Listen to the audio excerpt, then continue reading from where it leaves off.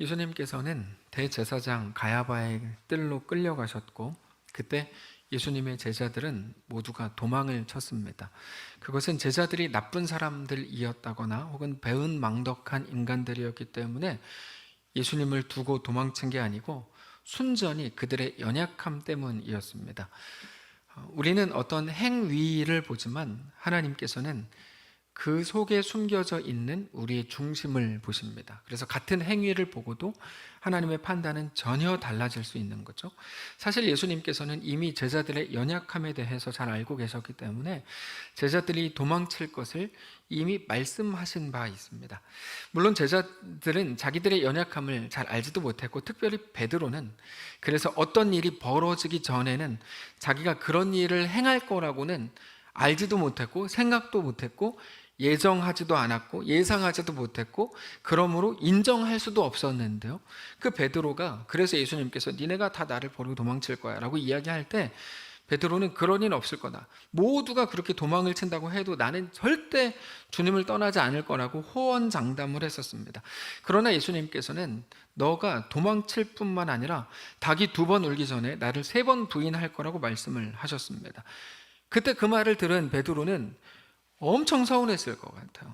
왜 나한테 굳이 저렇게 얘기하지? 자기가 예수님한테 나쁜 말 한 게 아니잖아요. 내가 뭐 이렇게 예수님 부인하지 않을 거고 이렇게 뭐 예수님 십자가 지시도록 놔두지 않을 거라고 좋은 말 한 거잖아요, 어떻게 보면. 근데 예수님께서 너는 더 특별해, 너는 닭이 2번 울 때까지 나를 3번 부인할 거야, 이렇게 말씀하시는 걸 들으면서 너무 서운했을 것 같아요. 도대체 내 속을 왜 이렇게 몰라주시지? 야속하게 느꼈을 것 같아요. 예수님께서 정말 말씀하시는 것처럼 자기가 예수님을 버리고 도망치고 부인한다 그러면 그거는 베드로가 생각하는 좋은 신앙의 모습과는 거리가 먼 거거든요. 베드로는 예수님의 말씀을 받아들일 수가 없었습니다. 못 받아들였죠. 자기 신앙으로는 용납이 안 되는 일을 예수님 말씀하시니까요. 베드로가 생각한 기독교가 정확히 그렇습니다. 뭐냐면 우리의 생각과 매우 비슷해요. 누구나 생각하는 멋진 모습이에요. 여러분, 우리가 어떤 신앙을 좋은 신앙인이라고 생각하세요? 당당하고 부끄럽지 않고, 그래서 그 마지막 그 모습이 순교자의 모습인 거죠. 총을 들이밀어도 나 예수를 믿어요, 쏘아 죽일 거면 나를 쏘아 죽여요 라고 얘기하는 자리를 우리는 가장 훌륭한 신앙의 모습이라고 생각합니다. 근데 예수님이 잡혀가신다는데 어떻게 모른 채 해요? 좋은 신앙인데 그럴 수 없죠. 근데 베드로가 신앙이라는 이름으로 도저히 용납조차 할 수 없었던 그 일, 어떻게 예수님 모른다 그래요? 그 일, 그 모습을 예수님께서는 마치 아무렇지도 않다는 듯이 말씀을 하시는 거예요. 너 그렇게 할 거야. 제가 어떻게, 너 그래도 상관없어, 내가 십자가에 죽을 거고 내가 먼저 살아나서 갈릴리로 가 있을 거야, 이렇게 말씀을 하시거든요. 그러니까 베드로는 절대 용납을 할 수 없는 그 일에 대해서 예수님께서는 그게 용납이 될 뿐만 아니라, 그럴 수 있다, 용납이 될 뿐만 아니라 오히려 그게 어떤 방해도 되지 않을 것처럼 말씀하셨다는 거야. 이게 놀라운 거죠. 이게 놀라운 거야. 왜냐하면 우리 예상을 다 깨거든요. 여러분, 우리도 예수님을 부인하지 않고 배신하지 않고 예수님을 어떤 협박과 어떤 위기 앞에서도 믿고 예수님을 따른다고 고백을 하고 당당하고, 이게 우리가 생각하는, 마땅히 생각하는 올바른 좋은 신앙의 모습이잖아요. 예수님 다르게 말씀하시는 것 같으니까 우리는 이제 혼란스러운 거죠. 자, 그런 대화가 어쨌든 있은 후에 예수님께서 정말로 잡히시고 대제사장의 집으로 갔습니다. 그때 제자들은 모두 도망쳤는데 베드로도 당연히 도망쳤죠. 근데 베드로는 예수님이 어디로 잡혀가시는지, 무슨 일을 당하실지 궁금했어요. 그래서 예수님이 끌려가시는 대제사장 가야바의 뜰까지 멀찌감치 뒤에서 쫄쫄 따라갑니다. 몰래 따라갔죠. 그때가 밤이었기 때문에 아무도 자기 얼굴을 못 알아볼 거라고 생각을 한 겁니다. 거기에 가보니까 가야바의 집 뜰에서 예수님께서 신문을 당하고 계셨어요. 베드로가 이제 아랫뜰에서 좀 조마조마하면서 불을 이렇게 쬐고 있었는데 대제사장의 여종 한 사람이 와서 당신도 예수와 함께 있었던 사람 아니냐 이렇게 묻습니다. 66절에 베드로는 아랫뜰에 있었고 대제사장의 여종 하나가 왔고 베드로가 불 쬐고 있는 것을 보자마자 주목하여 이르되 너도 나사렛 예수와 함께 있었도다. 베드로가 그때 깜짝 놀랍니다. 어두워서 못 알아볼 줄 알았는데 자기를 알아본 거야. 자기를 알아볼 뿐만 아니라 예수님과 함께 있었던 사람이라고 정확히 알아봤어요. 베드로가 그 말을 듣자마자 어떤 생각을 하죠? 걸리지 말자 이거죠. 그래서 지금 무슨 말을 하는 거야? 무슨 말도 안 되는 소리를 하고 있어? 그러면서 이제 그렇게 연기를 한 거죠. 연기를 하고 자리를 옮기려고 했습니다. 68절에 베드로가 부인하여 이르되 나는 네가 말하는 게 뭔지 뭐 하나도 알지도 못하고 깨닫지도 못한다 하면서 일어나서 그렇지 않은 척하며 연기하여 옆으로 가려고 할 때, 근데 그 여종이 집요하게 다른 사람에게 얘기하는 거예요. 저 사람 진짜 예수랑 같이 있었던 것 같은데? 이렇게 말해요. 69절에 여종이 그를 보고 곁에 서 있는 자들에게 다시 이르되 이 사람은 그 도당이라. 베드로가 그 얘기를 듣고 우리 같으면 그냥 자연스럽게 옆으로 갈 텐데 가지 않고 다시 한번 강력하게 말해요. 그렇지 않다고 이렇게 말합니다. 그랬더니 다른 사람들이 오더니 너 갈릴리 사람 아니야? 그럼 예수랑 같은 편 아니야? 이렇게 말하죠. 70절에 또 부인하더라. 조금 후에 곁에 있는 사람들이 다시 베드로에게 말하되 너도 갈릴리 사람이니 참으로 그 도당이라. 베드로가 이제 세 번째 의심을 받은 겁니다. 이번에는 더 강력하고 분명하게 말하지 않으면 안 된다고 생각했습니다. 그래서 이번에는 베드로가 예수님을 저주하면서 그렇지 않다고 맹세를 해요. 71절에 그러나 베드로가 저주하며 맹세하되 나는 너희가 말하는 이 사람을 알지 못한다 라고 이야기합니다. 그때 닭이 2번 울었어요. 2번째 울었죠. 정확히 말하면 2번째 울었어요. 그 순간 베드로는 예수님께서 하셨던 닭이 2번 울기 전에 네가 나를 3번 부인할 거다라는 말씀이 생각납니다. 무언가에 붙들려 있을 때는 그것밖에 안 보입니다. 걸리지 말아야 돼. 그 걸리지 말아야 된다는 것을 생각하고 있을 때는 그것밖에 이제 안 보입니다. 어떤 말을 해도 그 생각에 사로잡힌 말만 하죠. 예. 베드로가 그랬어요. 걸리지 말아야 돼. 거기에 사로잡혀 있다가 그래서 거기에 맞는 행동들만 계속 한 거예요. 계속. 그러다가 닭이 우는 2번째 우는 소리를 듣고 마치 잠에서 깬 것처럼 갑자기 진짜를 보게 되죠. 예수님의 말씀이 생각납니다. 베드로는 자기의 비참한 모습에 엉엉 울죠. 72절 닭이 곧 2번째 울더라. 이에 베드로가 예수께서 자기에게 하신 말씀 곧 닭이 2번 울기 전에 너가 3번 나를 부인하리라 하심이 기억되어 이 일을 생각하고 울었다. 베드로는 왜 울었을까요? 단순하고 분명하고 너무 쉬운데요. 자기가 누군지 비로소 보게 됐기 때문입니다. 자기가 그것밖에 안 된다는 걸 알게 되었기 때문이죠. 처음부터 예수님이 하시는 말씀에 대해 인정했다면 이런 울 일도 없었을 거예요. 근데 자기의 믿음으로는 그 자리에서 맞아 죽는 한이 있어도 당장 뛰어들어가서 예수님을 구해야 되거든요. 그게 자기 믿음이에요. 근데 못하겠는 거예요. 너무 무서워. 못하겠어요. 이미 너무 멀리 온 것 같은 거죠. 여러분, 베드로가 예수님을 앞에 두고 그리고 예수님을 부인하다가 마지막에 저주까지 하고 부인을 하는데 그때 이 베드로, 우리가 볼 때는 나쁜 놈 이렇게 생각하지만 아니요, 베드로 입장이 돼서 생각해 보시면 얼마나 답답하겠어요. 본인도 스스로가 얼마나 답답하고 얼마나 가슴이 아프고 부끄럽고 그랬겠습니까? 그동안 베드로는 자기의 삶을 이끌어오던 모든 자신감을 한순간에 다 잃어버린 거예요. 자, 베드로를 이끌어오던 것은 베드로의 자신감이었거든요. 아까 말씀드렸죠. 우리가 좋은 신앙인이라고 할 때의 그 그림, 자신감 있고 당당하고 두려움이 없고 그게 베드로였거든요. 근데 그거를 한순간에 그게 다 깨지는 거야. 베드로는 늘 자기 확신에 사로잡혀 살았었는데 한순간에 그게 무너진 겁니다. 근데 여러분, 베드로는 원래 연약한 사람이거든요. 근데 자기 확신이라는 포장이 되니까 되게 스스로 강한 사람이라고 착각해왔던 거예요. 그래서 예수님께서 어떤 말씀을 하셔도 그게 깨지지 않아요. 베드로가 예수님 십자가 안 지게 할 거예요. 넌 사탄아 막 그래도 그게 안 깨져요. 예수님이 아무리 얘기를 해도 안 깨졌는데 이번에 그게 깨진 거죠. 닭이 울고 이렇게 됐을 때 우리는 멋있는 게 좋은 신앙이라고 생각하는 경향이 있습니다. 문화적인 이유일 가능성이 상당히 높은데요. 특별히 자기 확신으로 꽉 차서 늘 당당하고 담대한 거를 최고의 신앙이라고 여겨요. 정말 그렇게 여기는 것 같아요. 많은 분들과 대화해보면. 그래서 좋은 신앙이라고 할 때 누가 떠오르냐면 골리앗 앞에 선 소년 다윗이 떠오르는 거예요. 소년 다윗. 그리고 그때의 소년 다윗은 항상 기독교인들의 자랑이 됩니다. 근데 재밌는 건 뭐냐면 성경은 골리앗 앞에 선 소년 다윗을 자랑하지 않아요. 전에도 말씀을 드렸는데요. 그거에 대한 자랑은 한 번도 나오지 않아요. 근데 우리만 자랑스럽게 여겨요. 다윗은 작았고 소년이었습니다. 반대로 골리앗은 큰 용사였습니다. 근데 다윗은 골리앗 앞에서 주눅들지 않았습니다. 특별히 골리앗 앞에 있었던 다윗이 했던 말을 들어보면 너무 당당해요. 다윗이 골리앗에게 이렇게 말하죠. 너는 나를 개로 여기고 막대기 들고 나왔냐? 그렇지, 그럼 그렇지. 넌 하나님 모르니까. 근데 나는 만군의 여호와의 이름으로 너에게 나간다. 그렇게 엄청나게 멋있게 외치죠. 그리고 물맷돌로 이제 딱 던져가지고, 어떤 뭐 이상한 사람들은 물맷돌 5개, 믿음의 물맷돌, 소망의 이렇게 뭐 이상한 말을 하지만 그건 다 뻥입니다. 그냥 물맷돌을 갖고 나간 거예요. 여러분, 이게 말씀을 제가 하나 드리면, 성경을 해석할 때 그렇게 영해라 그래서 물맷돌 5개 하나에 이런 식으로 넣는 거를 굉장히 극단적으로 경계하셔야 돼요.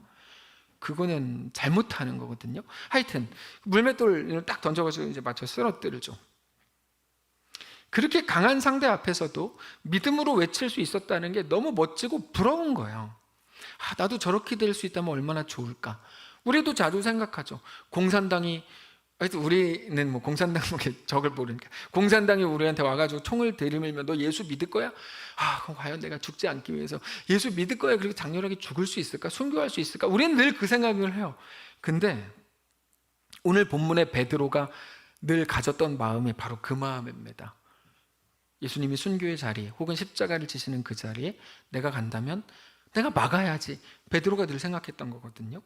그래서 예수님께서 십자가 지고 죽을 거라고 하셨을 때 그렇게 반대를 하면서 자기가 막을 거라고 외친 겁니다. 근데 그동안 많은 신자들이 여러분 거기에 머물러 있었어요. 거기에 늘 담대하고 용감하고 겁이 없고 부끄러울 것이 없는 모습을 최고의 신앙의 모습이라고 생각을 했던 겁니다. 근데 성경을 잘 보면 누구 하나 거기에 멈추지 않습니다. 누구도 담대한 모습에 머물러 있게 놔두지 않고, 예를 들면 다윗이라 그러면 다윗이 그렇게 해서 결국 뭐 한참 후에 왕이 되는데요, 왕이 돼서 잘 먹고 잘 살고 행복하게 살았더라, 이렇게 끝나지 않습니다. 언제나 우리에게 그 이후를 보여주죠. 그래서 골리앗 앞에 당당하게 선 모습이 아니고 그 이후 우리아에게서 밧세바를 뺏기 위해 별짓 다 하다가 결국 우리아를 죽이는 자리까지 간 다윗을 우리에게 보여주죠.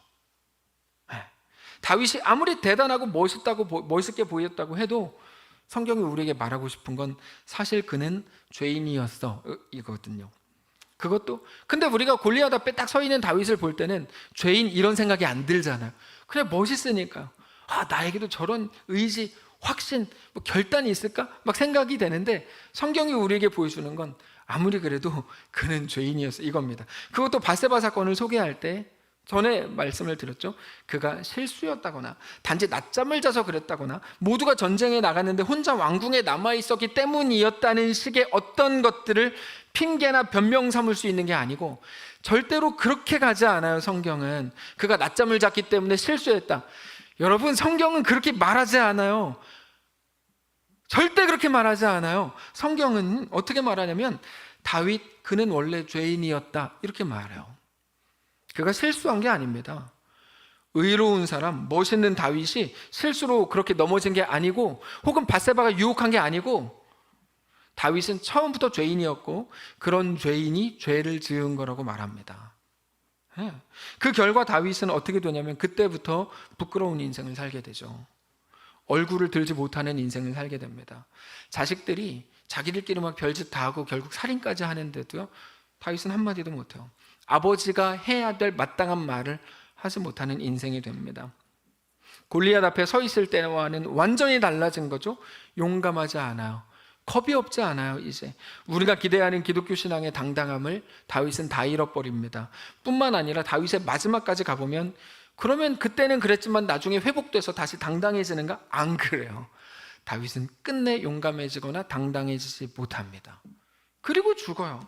그럼에도 불구하고 성경은 다윗 인생에 대해서 다윗이 그렇게 죄를 지은 결과, 참혹한 죄의 결과를 가지고 비참하게 살다 죽었다, 너희도 죄 지으면 안 된다 이렇게 말하지 않습니다. 여러분 아주 중요하니까 제가 조금 더 말씀을 드릴게요. 인간적으로 볼 때 다윗은 스스로의 죄 때문에 고개를 들지 못하는 인생이 되고 그렇게 죽었지만, 이것 봐라 다윗도 얼마나 죄인인가 라고 말하는 걸로 이 성경이 끝나지 않습니다. 자, 죄는 우리를 가장 비참하게 만듭니다. 맞는 말이죠. 로마서 6장 23절인가요? 죄의 삭은 사망이니까요. 당연히 죄인을 영원한 죽음으로 몰아가죠. 그러나 성령 안에서 하나님께서 우리에게 행하시는 이 일은 언제나 우리의 상상력과 지식을 뛰어넘는다는 걸 알아야 됩니다. 거기에는 그것보다 더 중요한 무언가가 있습니다. 죄 지으면 죽어. 당연히 죽죠. 죄 안 짓는 게 잘하는 거 당연한 거거든요. 근데 우리가 알고 있는 그것보다 더 중요한 무언가가 있어요. 뭘까요? 바로 하나님과의 관계라는 게 있어요.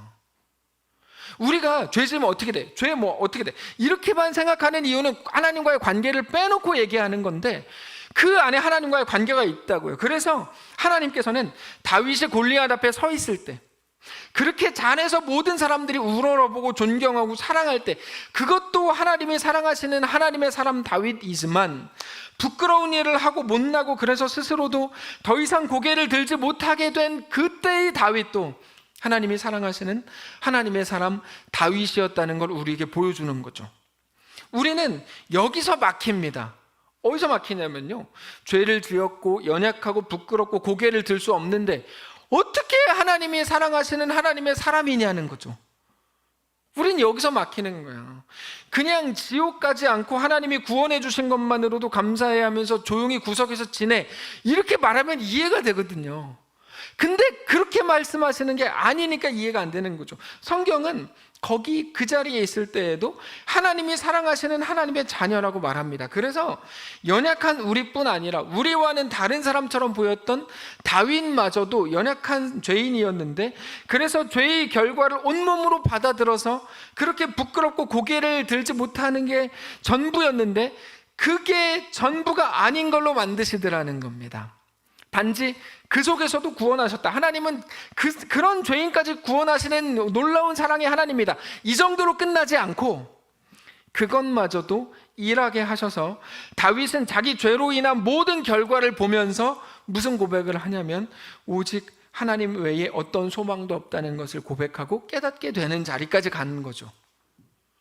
여러분, 우리는요, 문제가 있고 죄를 지으면 그냥 거기서 끝나는 게 세상이고 거기서 하나님의 용서를 받았다 라고까지만 생각하거든요. 근데 성경은 그거를 넘어선다니까요. 그래서 그거는 하나님이 내 죄를 용서해 주셨어 라고 하는 어떤 완성된 말보다 훨씬 더 큰 거예요. 원래 죄인이었던 다윗은 스스로 죄인인 것을 알지 못했습니다. 자기가 훌륭한 줄 알았어요. 괜찮은 사람인 줄 알았어요. 근데 그래서 인정받고 존경받고 사랑받으면서 그렇게 늘 자기 의의를 증명하고 더 보여주려고 했던 게 다윗인데, 이제 밧세바를 범하고 우리아를 죽이는 사건을 통해서 스스로 하나님의 은혜가 없으면 도저히 살 수 없는 자인 것을 정말로 깨닫게 된 거죠. 자기의 죄가 있으니까 어떤 것도 못해요. 심지어 자식한테 올바른 말도 못해요. 그게 어떻게 본받을 자의 모습입니까? 그러나 하나님께서는 그런 최악을 가지고도 오직 하나님의 은혜의 한 자락을 구하게 되는 최선을 만들어 주시더라는 거죠. 하나님의 은혜의 한 자락은 잘 나갈 때는 구하지 않던 것들이에요. 우리는 실패하고 실수하고, 실수라는 말은 좀 그렇지만 어쨌든 우리가 죄에 지어가지고 죄의 결과를 온몸으로 받아들일 때는 늘 힘들거든요. 이걸로 뭘 하겠나? 할 수 있는 게 뭐가 있습니까? 아무것도 없죠. 근데 하나님은 그 순간에 무엇을 이루신다고요? 무엇을 이루셨다고요? 오직 하나님의 은혜의 한 자락을 구하게 되는 최선을 만들어 주시더라는 거죠. 그 결과 시편에 기록된 수많은 다윗의 시가 73편인가 76편인가 이렇게 있지 않습니까? 다윗의 시의 대부분이 밧세바를 범하고 우리아를 죽인 이후에 나온 고백들이고, 그가 잘 나갈 때 했던 고백이 아니고 연약할 때, 그래서 고개를 들지 못할 만큼 부끄러움 속에서 했던 고백들입니다. 그래서 그 주제는 항상 하나님의 은혜예요. 항상 하나님의 은혜. 여러분, 놀라운 일이잖아요. 그게 그를 집어삼키지 못하더라? 이게 성경이 우리에게 보여주는 거야. 그게 그를 집어삼키지 못하더라. 소년 다윗은 절대로 할 수 없었을 고백.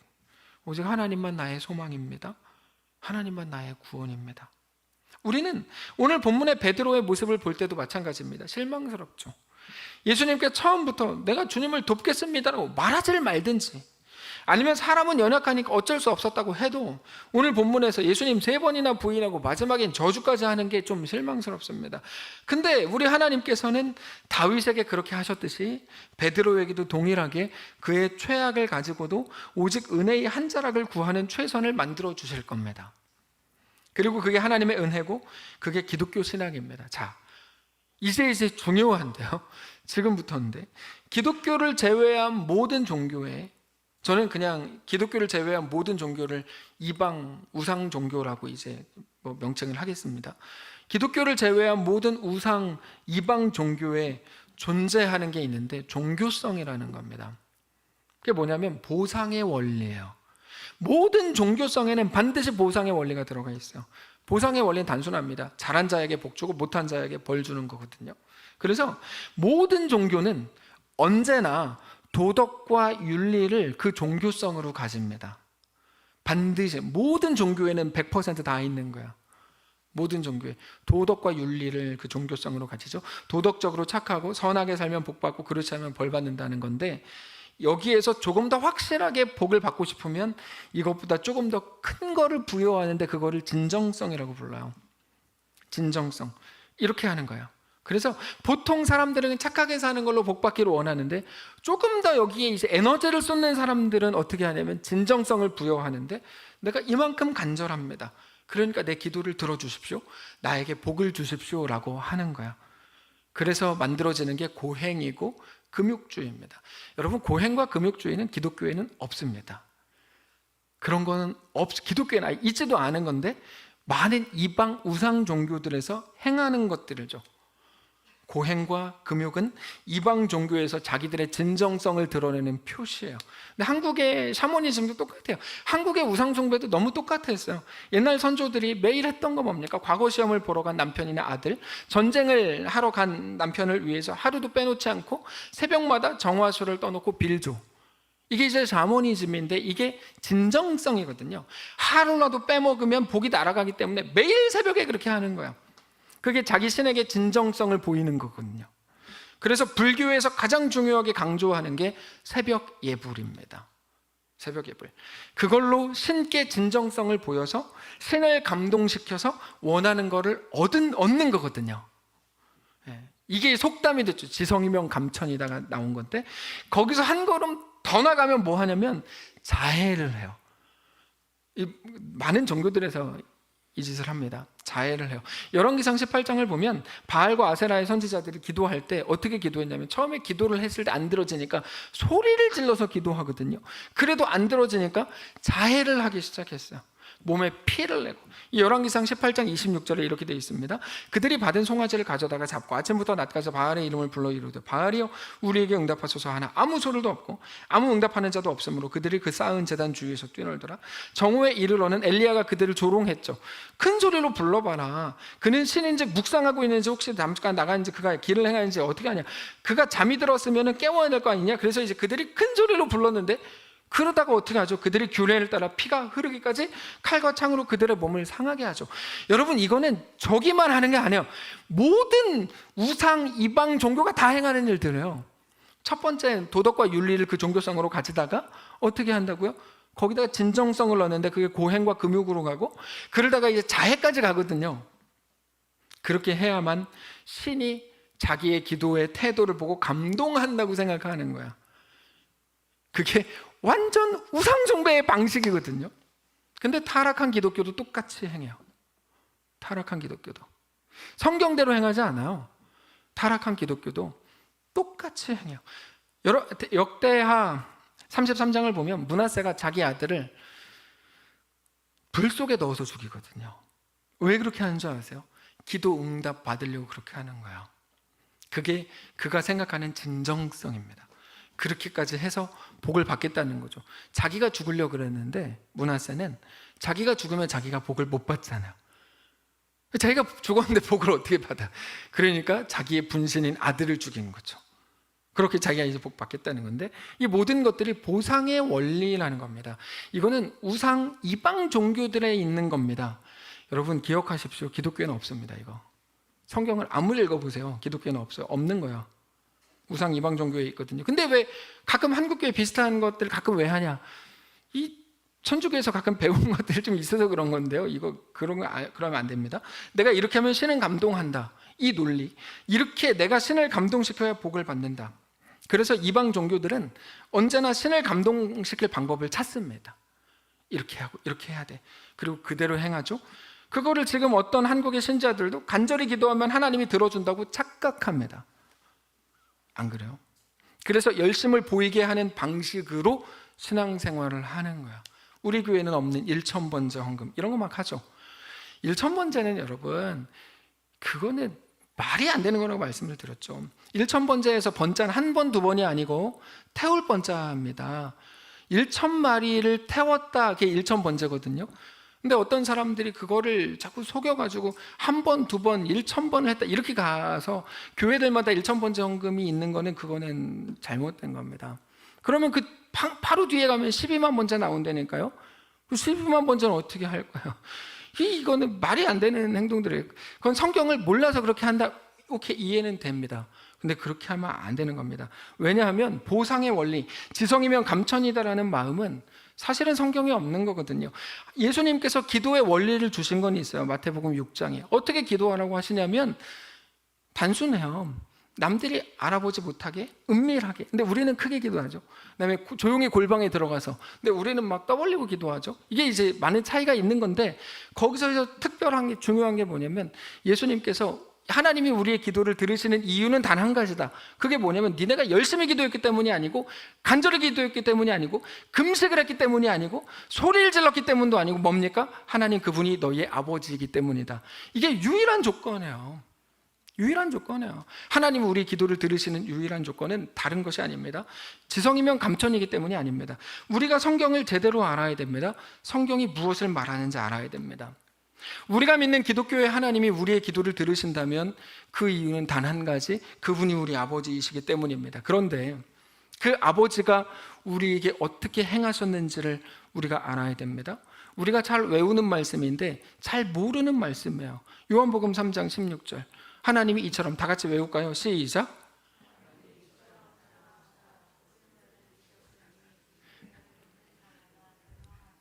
용두사미. 자, 근데 여러분, 자 보세요. 근데 그쵸? 잘 속으로 잘 하셨을 거예요. 근데 이제 그겁니다. 하나님이 독생자를 주셨대요. 하나님 주셨대요. 하나님이 독생자를 주셨다는 게 무슨 말이죠? 하나님의 자식을 우리에게 내놨다는 거거든요. 그쵸? 자, 므낫세 어떻게 했어요? 자기 자식을 죽음으로 내놓아서 복을 받으려고 했죠. 우리가 빌어야 되는 대상이 하나님이시지 하나님이 우리한테 비는 게 아니에요. 근데 우리가 빌어야 되는데 하나님이 자식을 내놓으면서 우리에게 빌어요. 이렇게 말씀하시는 겁니다. 내가 내 자식까지 줄게. 이렇게 된 거거든요. 그게 예수님의 성육신입니다. 우리가 신을 감동시키고 우리 정성을 바쳐서 그 진정성을 인정받아서 보상으로 복을 받는 게 아니라, 그래서 건강해지고 그래서 부자 돼야 되는 게 아니고, 하나님이 그 아들을 우리에게 주신대요. 우리에게 그 아들 독생자 예수를 주셨답니다. 하나님이 그 아들을 우리에게 바쳐서 무슨 말씀을 하세요? 야, 제발 너 대충 살지 마라. 너 눈에 보이는 걸로 그렇게 살지 마라. 그게 전부인 것처럼 사탄이 유혹했지만 그게 전부가 아니다. 이 땅에서 아무 문제 없이 그냥 너 하고 싶은 대로 네 행복을 따라서 그렇게 살지 마라. 아무 일도 일어나지 않으면 그거를 평안이라고 부르고, 돈이 좀 많아지면 그거를 복 받았다 그러고, 잘 산다고 안심하면서 그렇게 살지 마라. 그럴 수 없다. 너 그렇게 눈에 보이는 대로 대충 살라고? 내가 너 창조한 거 아니다? 너 아무것도 아닌 인생이 절대로 아니다. 너희는 내 피조물이고 내 아들을 죽여서 너희를 살린, 너희는 내 자식이다. 너희는 내 전부다. 내 이름과 내 명예와 내 영광을 걸고 너를 부른다라고 말씀하시는 것이 기독교 신앙입니다. 기독교 신앙을 왜 그렇게 이상하게 만든 거죠? 성경이 말하는 기독교 신앙이 뭔지 우리는 알아야 됩니다. 그래서 우리가 잘하는 거 당연히 좋겠죠. 왜 나빠요? 좋은 거죠. 근데 기독교 신앙에서만큼은 그거를 조건으로 삼지 않아요. 모든 종교는 종교성이 있어서 잘하는 것을 조건으로 삼거든요. 근데 우리 기독교 신앙은 그거를 조건으로 안 삼는다고요. 그래서 창세전에 우리를 택했다고 말하는 거예요. 조건으로 삼아야 한다면 우리 인생을 쭉 보고 마지막에 결정을 해야 돼요. 근데 하나님은 그렇게 안 하십니다. 우리가 나기도 전에, 이게 로마서 9장인가요? 나기도 전에, 우리가 선이나 악을 행하기도 전에 하나님의 택하심을 따라 하나님께서 우리를 선택하시는 거죠. 다윗이 무너진 그 자리, 베드로가 무너진 그 자리에서마저도 하나님은 그들을 여전히 부르고 계시고요, 그들을 사랑하시는 그들의 아버지가 되어주시는 겁니다. 우리는 기독교가 얼마나 엄청난 건지, 기독교가 얼마나 어마어마한 건지를 잘 알지 못합니다. 그래서 매일 하는 게, 내가 기도 열심히 했더니 하나님이 내 병을 고쳐주셔서가 전부인 거야. 성경을 볼 때 그것밖에 안 보이는 거죠. 소년이 골리앗을 이겼대. 엄청나지 않아? 여러분, 기독교는 그게 아니에요. 그것도 물맷돌로 이겼대. 목동이 왕이 됐대. 여러분, 기독교는 그 얘기가 아니라고요. 5,000명을 먹였대. 나아만이 문둥병이 나았대. 안진뱅이가 일어섰대. 갈멜산에 불이 내려왔대. 여러분, 기독교는 그런 이야기가 아닙니다. 성경이 우리에게 말하려고 하는 기독교는 우리 하나님의 아들 독생자를 우리에게 내주고 십자가에 매달아서까지 우리를 살린 겁니다. 그렇게까지 우리에게 매달리시는 거예요. 하나님이 너희는 내가 불러낸 자들이다. 내가 너를 불렀을 뿐만 아니라 내가 너희를 위해 일할 만큼, 성경에 계속 나오잖아요. 나는 너희를 위해 일한다. 너희를 위해 일한다. 너희는 내 전부다 라고 말씀하시는 것이 기독교 신앙인 것을 믿으시기 바랍니다. 베드로전서 2장에서 이렇게 말해요. 그러나 너희는 택하신 족속이요, 왕같은 제사장들이요, 거룩한 나라요, 그의 소유가 된 백성이니 이는 너희를 어두운 데서 불러내어 그의 기이한 빛에 들어가게 하신 이의 아름다운 덕을 선포하게 하려 하심이라. 너희가 전에는 백성이 아니더니 이제는 하나님의 백성이요, 전에는 긍휼을 얻지 못하더니 이제는 긍휼을 얻은 자니라. 그러므로 대충 눈에 보이는 것들 가지고 만족하지 말라는 거죠. 반대로 세상의 것들로 인해서 두렵다고 불편하다고 이 길을 포기하지도 말라는 거죠. 다윗이 그 짓을 저질렀대. 베드로가 예수를 부인하고 저주까지 하면서 부인했대. 세상으로는 그게 끝입니다. 그랬더니 저렇게 비참하게 살다가 고개도 못 들고 살다가 죽는구나로 끝나거든요. 근데 기독교의 하나님은 그걸로 끝을 내지 않는다는 거죠. 아들까지 내어주셨다는 게 얼마나 끈질기고 얼마나 강력한 끈으로 우리와 하나님을 묶었는지를 가장 잘 보여주는 겁니다. 우리는 하나님이 당신의 영광과 명예를 우리에게 건 사람들이고, 그래서 우리를 하나님의 전부라고 말하는 게 기독교의 하나님이십니다. 그냥 주일 성수 잘하고 11조 잘하고 도덕적으로 착하게 살고 죄 안 짓고 그래서 이 땅에서 복받고 인정받고 사는 게 아니고, 기독교는 내가 누구에게 속했고 내가 누구의 자식이고 우리 아버지 하나님이 어떤 분이신지를 깨달아 아는 것이기 때문입니다. 말씀을 정리하겠습니다. 그래서 오늘 본문은 베드로의 흑역사가 아니고 베드로 인생의 가장 귀한 은혜가 기록된 본문입니다. 보상의 원리를 하나님께서 친히 다 깨뜨려 주시기 때문입니다. 베드로가 잘하고 당당하고 멋있어서 칭찬받고 존경받고 사랑받고 복받은 게 아니고, 최악의 것을 가지고도 최상의 인생을 만드신 우리 하나님을 보게 되는 본문이기 때문입니다. 그게 다윗의 인생, 특별히 골리앗 앞에 선 다윗의 모습이 아니고 가장 처절하게 무너지고 스스로도 인정하고 싶지 않을 만큼 무너져서 일어설 힘도 없고 자식들에게 한마디 마땅히 할 수 있어야 할 말도 할 수 없는 그 자리에서조차 하나님이 가장 놀랍고 존귀하게 세우신 다윗의 인생과도 같은 거죠. 사랑하는 성도 여러분, 그러므로 우리 하나님이 누구신지 확인을 하십시오. 우리 하나님은 오늘 우리를 그렇게 이끄십니다.